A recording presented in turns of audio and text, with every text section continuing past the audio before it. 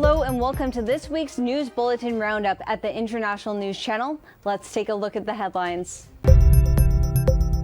A recent poll conducted by Ipsos Polling found that the top issue on Canadians' minds is no longer the COVID-19 pandemic. Residential school survivors in Saskatchewan, Canada, are calling for documents pertaining to the Catholic school spending on residential school survivors to be released to the public. Amnesty International has called on Bangladesh to end the crackdown on people's freedom of expression online.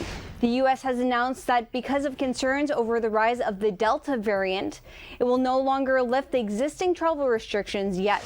China has blamed the U.S. for deteriorating the U.S.-China relations. In an effort to reach gender equality on the field and on the screen, broadcasters for the Tokyo Olympic Games are trying to exclude overly sexualized images of athletes who are women. Wildfires in northwestern Ontario continue to rage on, causing increased air pollution.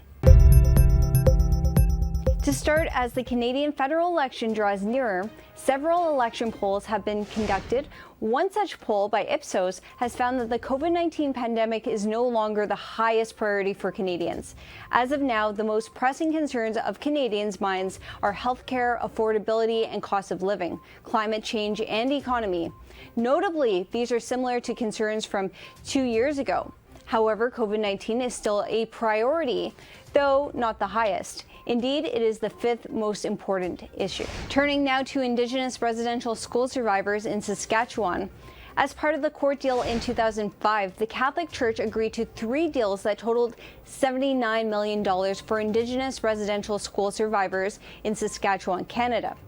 $25 million of this, however, was claimed by the Catholic Church as been having spent on in-kind services. These in-kind services are legally required to benefit survivors and their descendants directly. However, many residential school survivors have not heard of any of the community members receiving these funds and are calling for the kind services documents to be released so that the community can verify that the money was in fact spent as it was intended to be. As it stands, while the court has confirmed that the document exists, it is yet to release the document. In other news, Amnesty International has called on Bangladeshi authorities to end the crackdown on people's right to freedom of expression online and to repeal the draconian Digital Security Act. Bangladesh has imprisoned some 433 people under the DSA. Those who have been targeted are journalists, musicians, activists, students, and more. In recent COVID-19 news, the U.S. has put in place stringent travel restrictions for most non-U.S. citizens, particularly those who have traveled from the United Kingdom, India, China, South Africa, Brazil, and any of those coming from the 26 European countries belonging to the Schengen area are denied entrance into the nation. In the U.S., diplomat Wendy Sherman went to China earlier this week with the aim of reestablishing communication between the U.S. and China amid growing tensions between the two global superpowers. Sherman has called for China to cooperate with the U.S. on global issues including climate change and COVID-19, despite their differences. However, Chinese officials have been firm on their position that the U.S. will not get cooperation from China if it continues to try to combat the rise in power. China's Vice Foreign Minister Xia Feng blames the U.S. for the tensions between the nations, saying, "The United States wants to reignite a sense of national purpose by establishing China as an imaginary enemy." We think it's important for us to say directly to the Chinese officials in private what we say in public. It's in our interest to be very clear to Beijing about where we stand and explain our concerns in detail. And our philosophy is that we should not avoid hard topics.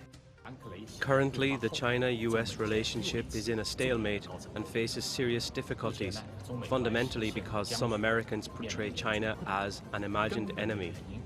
Those in the US hope that by demonizing China, they could somehow shift domestic public discontent over political, economic, and social issues and blame China for its own profound structural problems to serve its domestic political ends. In Tokyo, in an effort to reach gender equality on the field and on the screen, broadcasters for the Olympic Games are trying to exclude overly sexualized images of athletes who are women. Olympic Broadcasting Services chief executive said, "You will see in our coverage some things that you've not been seeing in the past, with details and close-ups on parts of the body." Similarly, a strong protest was made at the European beach handball event. After spending years protesting the uniforms, athletes from Norway refused to play in bikini bottoms and wanted to wear shorts instead.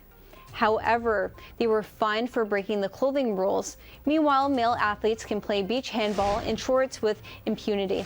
Finally, hundreds of forest fires in Canada, particularly in northwestern Ontario, have left the air quality in the province poor and in some areas have resulted in poor visibility. Environment Canada has urged Ontarians to try to take steps to reduce their exposure to the chemicals and toxic pollutants being released into the air and have informed the public that shortness of breath, coughing, headaches are all potential side effects of these deteriorating conditions. As of today, 3,000 Indigenous Ontarians living near the fires have been evacuated from 5 Indigenous reserves. In response to this extreme weather, a recent survey conducted by Ipsos found that 49% of Canadians feel more strongly about fighting against climate change than before. That's all for today. Keep watching the International News Channel. I'm Julia Cosby.